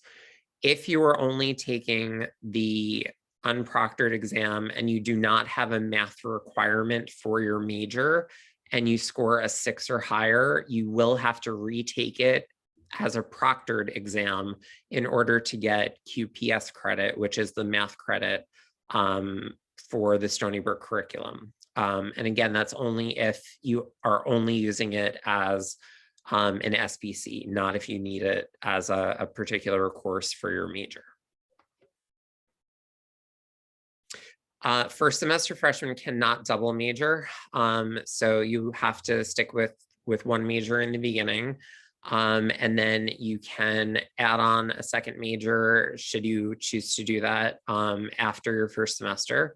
There are a few majors that you cannot just decide you're going to add on your own. Any of the College of Engineering and Applied Science majors you have to apply to.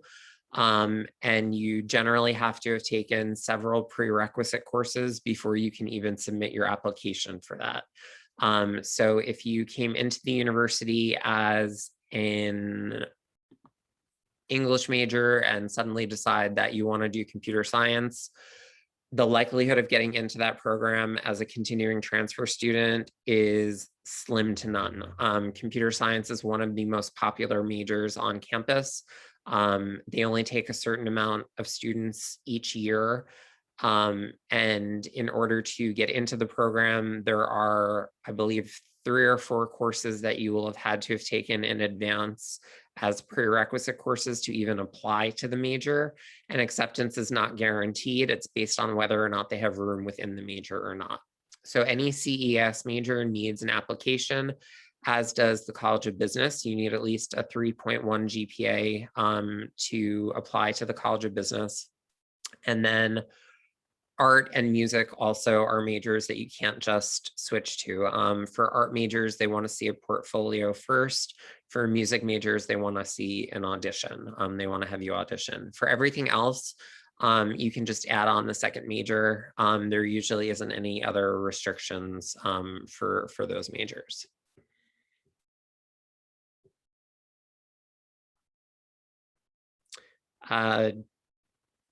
In terms of the one-on-one meetings, are you talking about like advising sessions? So like if you have an advising meeting. So typically how advising sessions work, and this is going to be slightly different for the first 2 weeks of the semester because that is our busiest time in terms of advising. It's what's known as the add drop swap period. So that's the time during which you can make changes to your schedule. And please don't make changes without talking to one of us first. If you accidentally drop a course that you need for your major, course availability is very, very tight. And if you drop your chemistry class by accident, you may not be able to get back into it. And if you need that for your major, that can put you off sequence and possibly delay your graduation. So if you are considering changing your major changing your schedule during the first 2 weeks of the semester, please either email us or email us to set up an appointment, or you can email us the question. If you're just swapping out one SBC class for the same SBC, but it's a different course, that's completely fine. That's something that we can just tell you over an email. If you wanted to set up an appointment, again, during the first 2 weeks, please email us. Let us know specifically what the issue is that you want to talk to us about, because that will determine the approximate length of time the meeting is going to take. So if we know that it's going to be a rather lengthy meeting, we're going to set aside about 45 minutes for that specific meeting, where typically advising sessions are capped at 30 minutes. They usually don't take longer than that. But if we know ahead of time that it's going to be a somewhat complex issue, we'll set aside more time for that so that we don't, double book. After the first 2 weeks, you'll see our availability in Navigate. So you'll just go on to Navigate and set up an advising appointment there.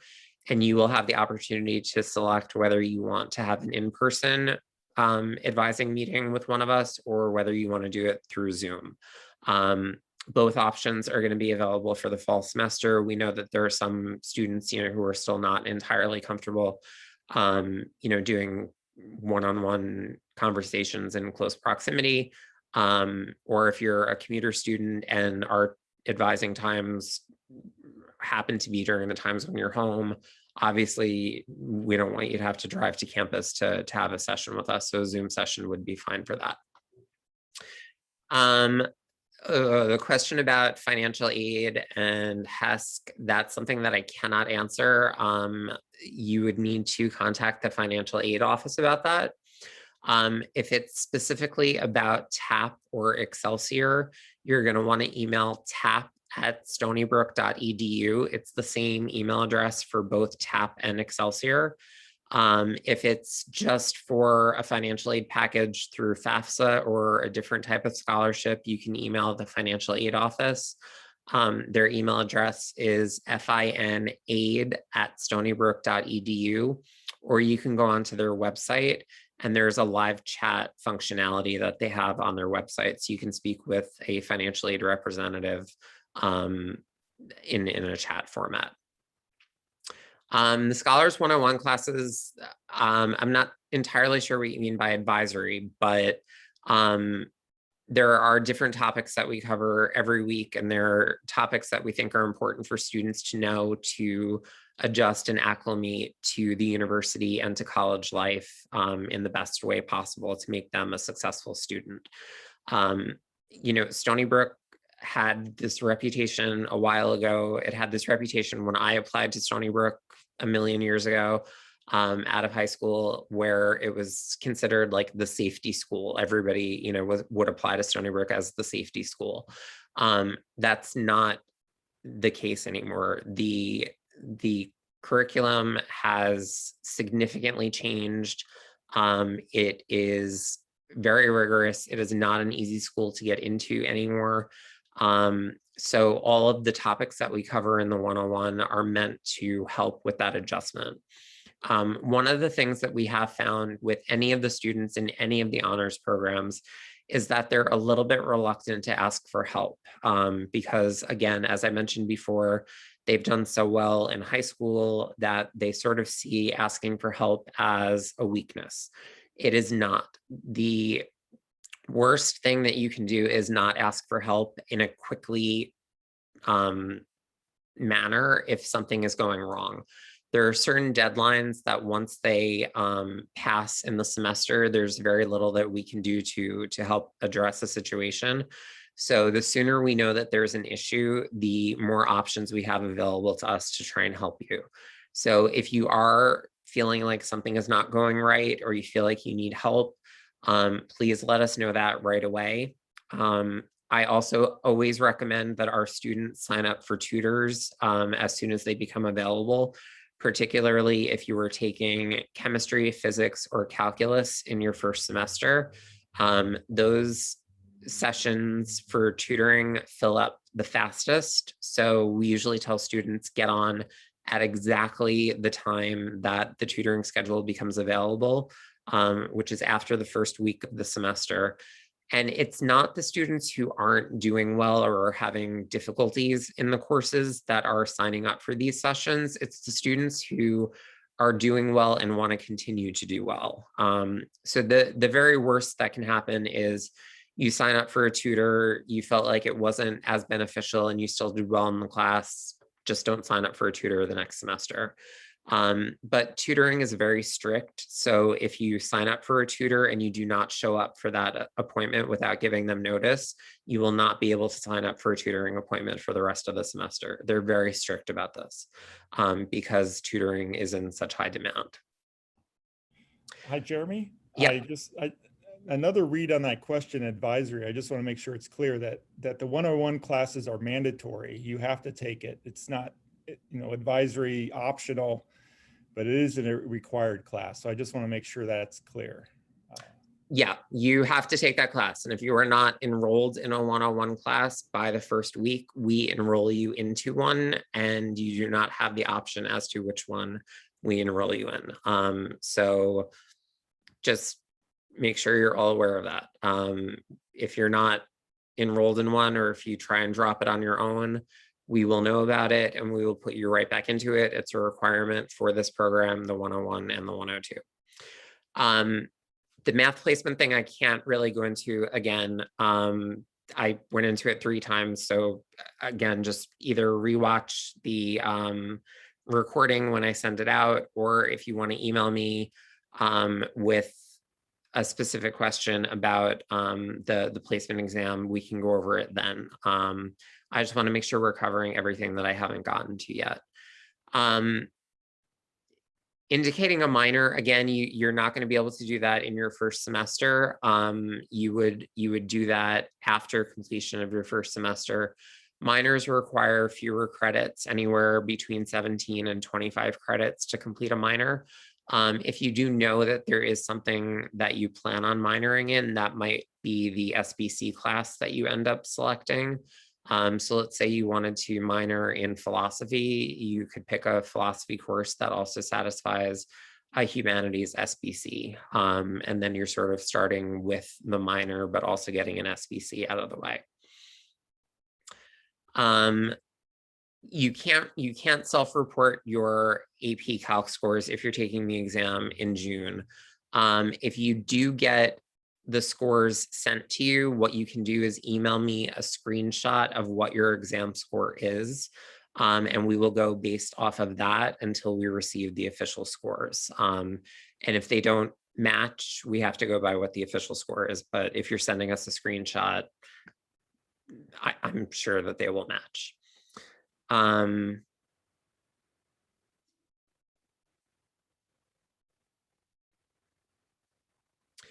So there's a question about submitting AP English scores, and if they submit them tonight. So those are submitted through College Board directly. So they don't get to us right away. They can sometimes take a while. If you know that you got a 3, and again, send me a screenshot of that, then you don't have to take the writing placement exam. But again, send me a screenshot of your score, but we won't have the official scores in time for your registration. Is it possible to change your major if it hasn't been confirmed yet? Again, depending upon what it is. If it's not any of the College of Engineering and Applied Science majors, yes, you can change it. That should have been a question on your advising planning form. There should have been something that said what your current major is or what your declared major is, and then are you planning, or are you intending to pursue the same major? And then that gives you the option of selecting a different major, and we will go based off of what your intended major is when we are creating your schedule for you. If you haven't declared a major yet and you take the chem placement exam, again, you would sort of need to let us know that you want to take chemistry, because if you're undeclared, we typically wouldn't put a student into chemistry in their first semester. So again, just send me an email letting me know if you're planning on pursuing a pre-health track or something like that. We can enroll you into the chemistry course, and then you can always drop it, like I said, during the first 2 weeks of classes during add drop swap. If you make changes during add drop swap, they do not appear on your transcript. So it's like you never signed up for the course to begin with. One sort of caveat about that is that there are some classes that, there are a lot more classes now than there used to be, that have the restriction that you cannot add the class after the first week of the semester.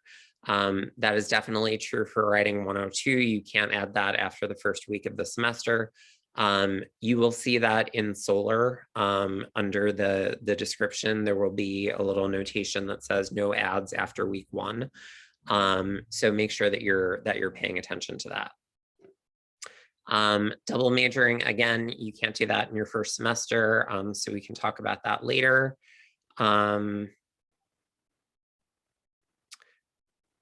Students in CEAS who have transfer credit for your math placement exam. If you have transfer credit, what I would suggest doing is, if you have an unofficial copy of your transcript, or at least know the exact name of the course. So if it was like MAT 127 or something like that, please email me with what the school or university was that you took that course at, what the name of the class was, and what your grade was. And then depending upon that information, I can let you know whether or not the math placement exam would be necessary. But make sure that you have requested your official transcript be sent to the university. Again, the sooner you do that, the quicker we'll get it. You'll receive information about taking the proctored exam later on in the summer if you're required to take that. They're still working out a few of the issues in terms of solidifying proctors for those exams. So you'll be notified about that. So, just definitely keep an eye out for that. Can you fulfill the foreign language requirement of community college level language classes? Okay. So again, with that question about foreign language, you would need to email me what the course was, what your grade was. And again, you would need to have the official transcript sent to the university because we only go based off of official scores. If you are not majoring in a foreign language or majoring in linguistics, it's not necessary for you to take a language in your first semester. So it's not critical that you do that right away. But if you do have that information, please send me that in an email and I can let you know whether or not the exam would be necessary at all, or if you've already placed out of the language requirement. Credit transfers from study abroad, that's a somewhat complicated question and complicated answer. So I'm gonna, again, ask you to email me separately about that.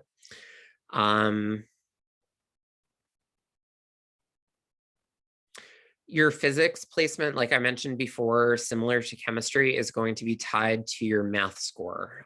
So there are certain physics courses that have a or prerequisite of a specific math placement or math score. So that will determine which physics course you'll take. Taking the foreign language placement exam, there's information on that on the Language Learning Resource Center website. So again, if you go to the orientation website that I referenced earlier and click on the foreign language placement exam, it will tell you more information, more detailed information about how the exam is given. There's really no deadline in terms of sending in the AP exams, but the earlier you send them in, the better, especially if it's for a course that you're going to be needing in your first semester. If it's like an AP history course and you're a biochemistry major, is it critical that we get your AP score in your first semester? No. But you would want to send really all of your APs in at the same time, or if you've taken APs last year or a year before, you may want to send those in now and then wait until after your exams for May and June to send in the later versions. But the sooner we get them, the sooner we can figure out what you already have credit for.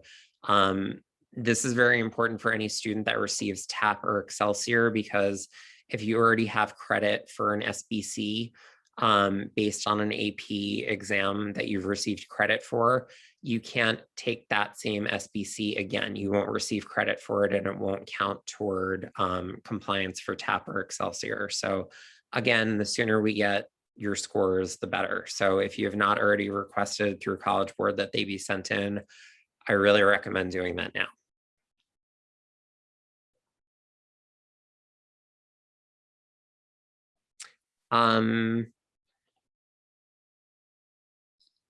Yes, again, as I mentioned, if you have screenshots of your AP scores, definitely email them to me.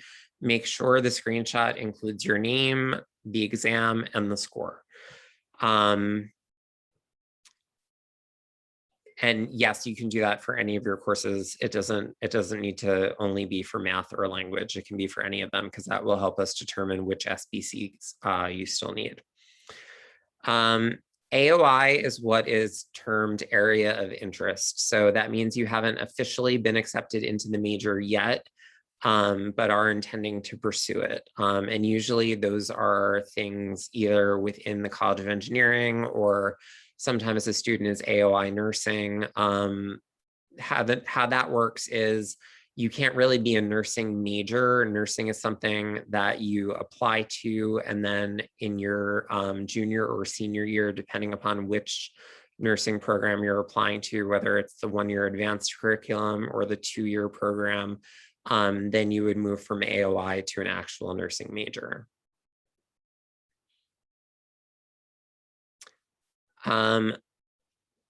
Again, the only way you're going to know if we've received credits from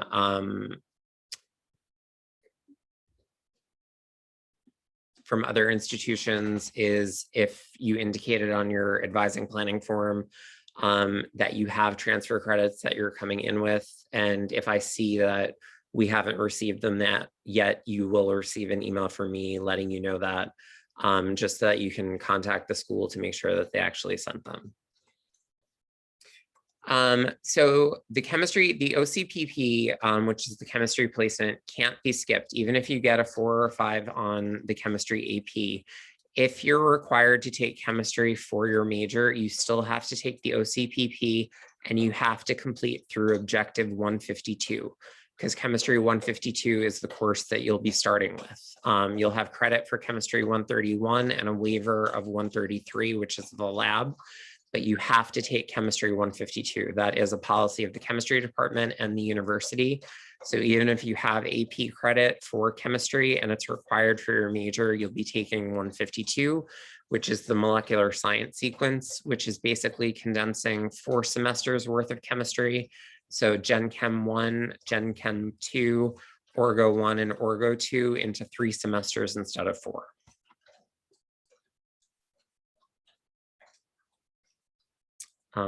Okay.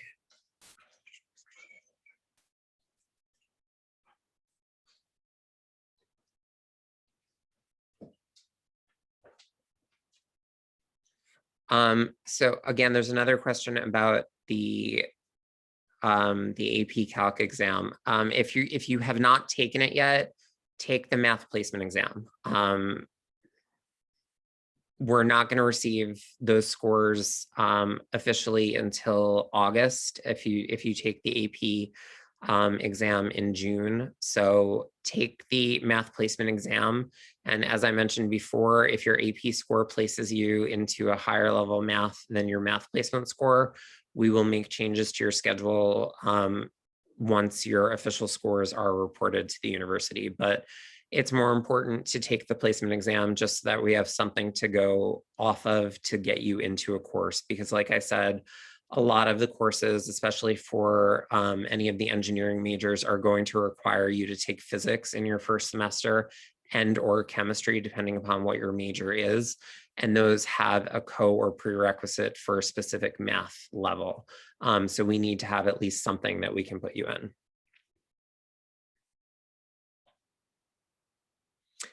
So you'll be getting more information about the enrollment workshops in July. You're only going to be picking your SBC classes. You're only going to be enrolling in those classes during those sessions. Your major courses will have already been registered. You'll already be in those courses. So you will just be taking, you'll just be looking for SBC classes to add to your schedule to get to, however many credits you want to take. I would recommend taking around 15 credits your first semester, 15 or 16. You want to start off well, and sometimes the transition to the work at Stony Brook can be a bit of a shock to students. And it's much easier to build upon a strong first semester GPA than it is to recover from a weak one. So don't overload yourself in your first semester.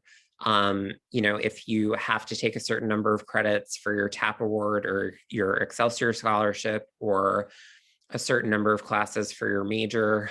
So for example, if you're a chemical and molecular engineering major, you're going to be taking 19 credits. You're going to be taking chem lab, physics, and physics lab in your first semester, along with math, if you haven't placed out of it, plus your writing, plus your 101. And that's a lot of classes.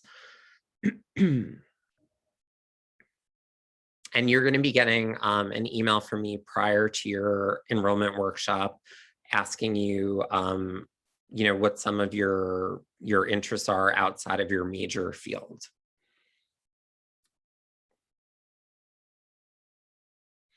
if you need to take a natural science, chem, or physics for your major and you want to take physics, do you need to take the chemistry placement?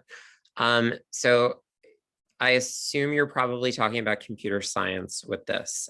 So the short answer is no, you don't have to take the chemistry placement exam. If physics is the only requirement and you have the option of taking other natural science courses like geology or something like that, you don't have to take the OCPP. Just know that some of the other options like Bio 202 or Bio 203 do require 1 semester of chemistry before you can take those. So if you plan on taking Bio 202 or 203, you would need to take the online chemistry placement process and take chemistry at some point. Again, it doesn't need to be in your first semester. But these things are going to be taken care of for you, especially, if you're in the College of Engineering. They're going to put you in the courses that you're required to take that are appropriate for you.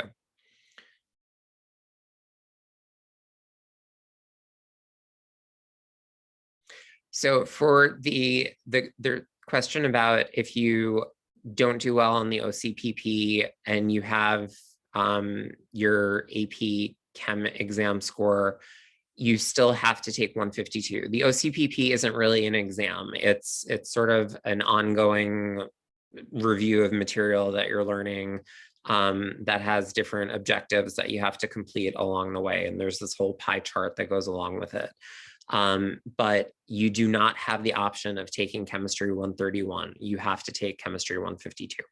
So you have to reach at least that objective.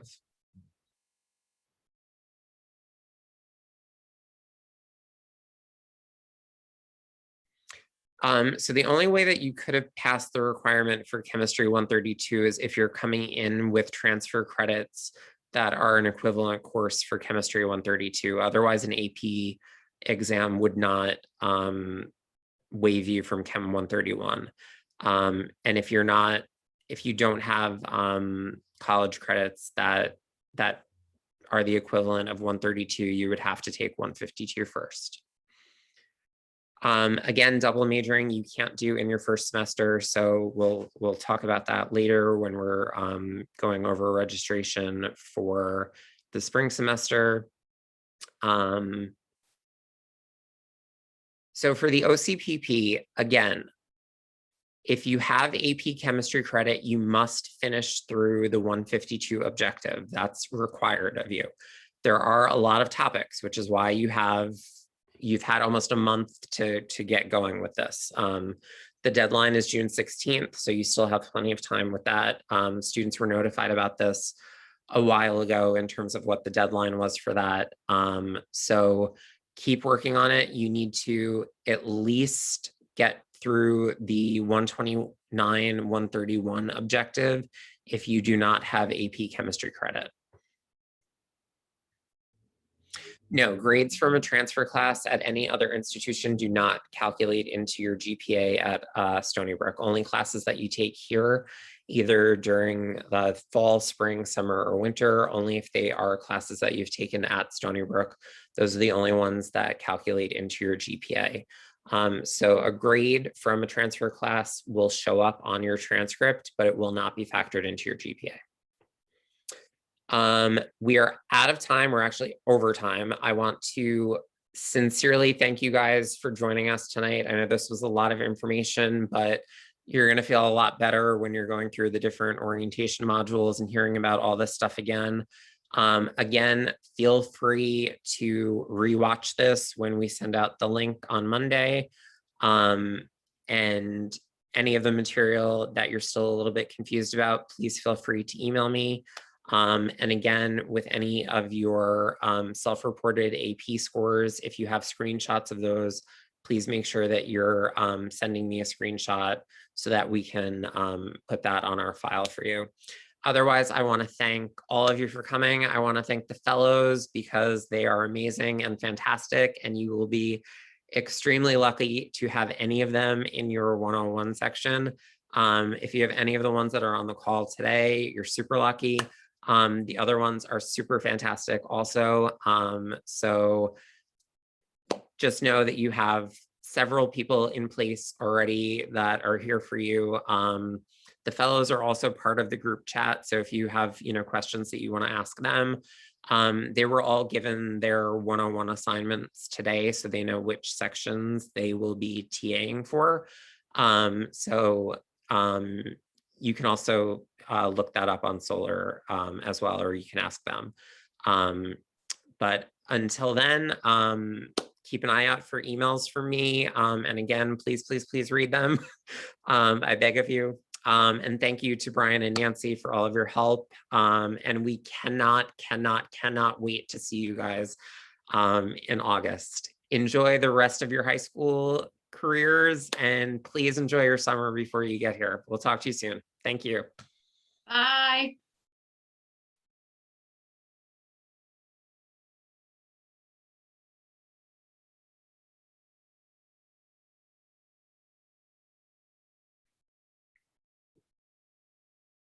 Do we stay? Nope, you can go.